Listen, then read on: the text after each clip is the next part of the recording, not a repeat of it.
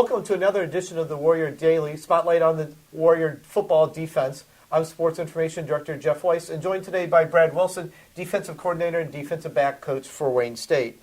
Coach, welcome aboard. Thanks for joining us here. Year 2 at Wayne State, year 1. You had a lot of guys go down with injuries. This year, you've got a lot of guys coming back with a lot of experience.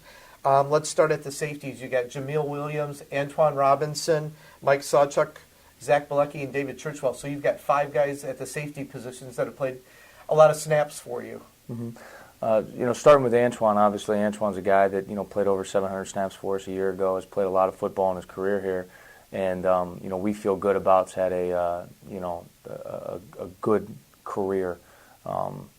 Very productive 2 years ago. We'd like him to, or a couple of years ago, we'd like him to get back to that. This year and have a great senior year for us. As our leader back there. The other guys have all played, like you said, played significant snaps, whether it was due to injury, whether it was due to increased productivity. We try to play a lot of guys at those positions because they're all going to play special teams and be on the field a lot for us. So we feel good about where we're at moving forward with that position. I know Antoine had 5 interceptions each of his first 2 years, none last year, even though more playing time, but it seemed like he did more things, not just intercepting passes back there for you. Yeah, he played both spots actually for us too a year ago. He played some strong safety, some free safety. As a kid that's smart enough to do both.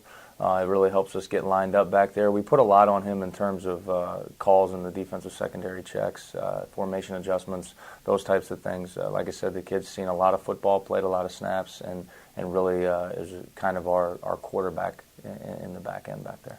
The other guys at the safety, Jamil Williams, young kid out of Lima, Ohio, played a little bit last year, mainly on special teams, but some in the secondary.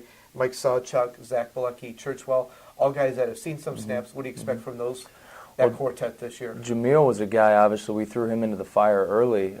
We had a kid go down. Aaron Cornett went down before the Northwood game, and Jamil came in and played 2 roles for us, played a lot of corner and played some nickel for us that game and really did a tremendous job.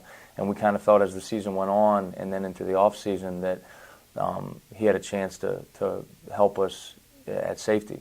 So we made the position move and he had a great spring, was extremely productive back there, and really has a great skill set and physicality to help us play safety. So we were expecting big things from Jamil. Zach is another guy that was having a great year for us, and then had an unfortunate practice injury, non-contact injury to his foot, and went down late in the season a year ago. So we're expecting Zach to come back and be a year wiser, smarter, stronger, and be extremely productive back there. Mike Sawchuk is another one that, like you said, has played a lot of snaps and has done a great job on special teams for us. We'd like him to have an increased role in our secondary as well.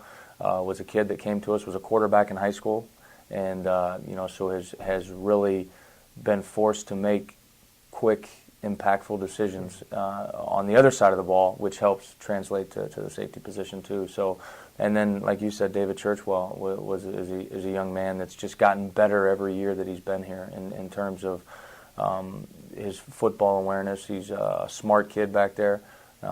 Is extremely physical. Obviously, we love his size. He has great ball skills, and so we're expecting big things from all those guys. You have a couple of young guys who redshirted last year to get used to college, and like you said, get wiser, stronger.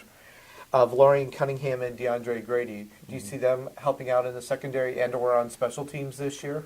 I think the first place that we'd like them to help us would be on special teams initially. The reason I say that is I think that we've got some depth at the position that we're not going to try to force those kids to play too early unless they come on in camp and they really show that they're they exceed expectation a little bit.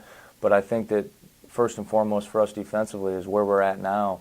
At all positions, we feel like we've developed guys and we've got depth in all positions that some of these young guys can come in and first play on special teams and kind of get a feel for the speed of college football that they might not be used to yet. So I think that those guys would probably, first, help us on special teams.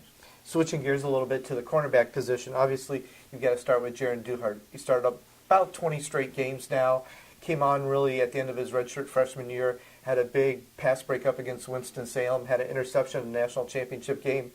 Last year he had a pick 6 against Hillsdale, went on about 80 yards. What do you expect from Jaron this year? I expect Jaron to come into this season with the hunger and intensity and desire that he came into last season with. He did have a lot of success a year ago. He knows that. He got some recognition for that success. But like Jaron knows, that was last year. And I think that all he's done is just kind of put a target on his back. And he knows that. He's trained that way this offseason, from right after the season was over to the winter to spring, and really has prepared himself. He's gotten bigger. He's gotten stronger. He's already fast. And he really has the skill set to be a dynamic corner for us. So we would, like I said, just like for him to come into this season understanding that he's got to have the same hunger and intensity that he did a year ago, and know that, you know, some receivers in this league are going to want to line up against him. On the other side, you've got Brandon McKay and Austin Nelson, two guys that have played a lot of special teams and some at corner. Mm-hmm. Tell us about that corner spot. Starting with Austin, Austin, we were expecting he had been, I believe, 2 years ago, a Special Teams Player of the Year for us. And last year coming in, we expected him to continue to have a huge role on special teams. And unfortunately, the first Special Teams play of the season on punt return comes off the edge and lays out and gets his knee buckled and is done. And going into that, we thought that he would help us at corner as well. Had a great spring the spring before, going into 2012. Had a great fall camp. Austin's he's just a tremendous competitor, and he's done everything that he's needed to do and then some to get himself to where he is now, coming off the injury. So we're expecting him to come out and help us, right away.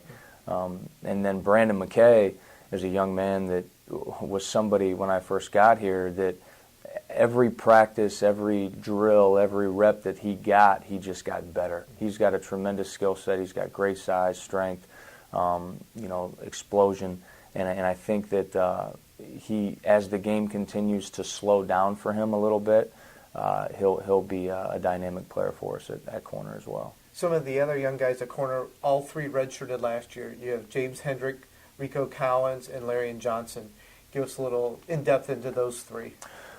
Going off of those three, the thing that we continue to think about them is we go back to when they were recruited and some of the things that they did for their high school teams, and they were all big play guys on offense, defense, special teams, or all the above.